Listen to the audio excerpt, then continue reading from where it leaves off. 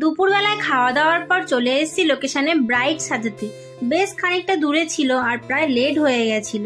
আর এখানে এসে দেখি ব্রাইডেরও লেট হয়ে গেছে, মানে অনেকটাই লেট হয়ে গেছে। দেরি না করে বসে গেছি ব্রাইড সাজাতে। আর এখানে আমার ব্রাইডের চুলটা দেখো কত বড়, আর ও এটা ওপেন হেয়ার স্টাইল করবে। আমি কি করব এটা নিয়ে বুঝতে পারছি না, বাপরে বাপ।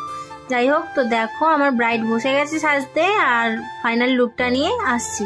অনেকটা দূর তাই লাইটটা ক্যারি করতে পারিনি। আর এখানে লাইটটা দেখো খুবই কম ছিল, তার মধ্যেই মেকআপটা দেখাচ্ছি কতটা সুন্দর হয়েছে। ওর ফেস হেয়ার গুলো ও রিমুভ করেনি, মানে আইব্রো আপার লিপ কিছুই করেনি। আমি বলেছিলাম করে দেবো, তাও করেনি। তো যাই হোক, ওর ওপরেই ওর মেকআপটা ফুটিয়ে তুলেছি। কতটা সুন্দর হয়েছে তোমরা দেখতেই পাচ্ছ।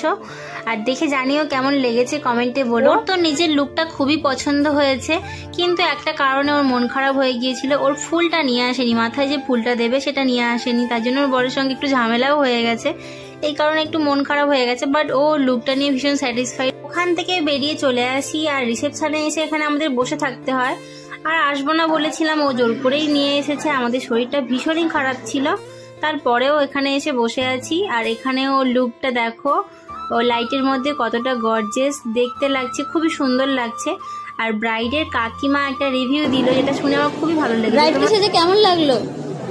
ব্রাইডকে সাজিয়েছে যে সত্যি সে ভালো পারে, কারণ দেখলাম যেটা আমাদের মেহেন্দি অনুষ্ঠানেও খুব সুন্দর সাজিয়েছিল, তারপর আজকে রিসেপশনেও সুন্দর সাজিয়েছে। মানে এক কথা বলতে হবে আমরা খুব প্লিজড হয়েছি। আর যে সাজিয়েছে তার নাম হচ্ছে পিউ, ওর বাড়ি কাকদ্বীপে জয়নগরে বিয়ে হয়েছে। Thank you Piu.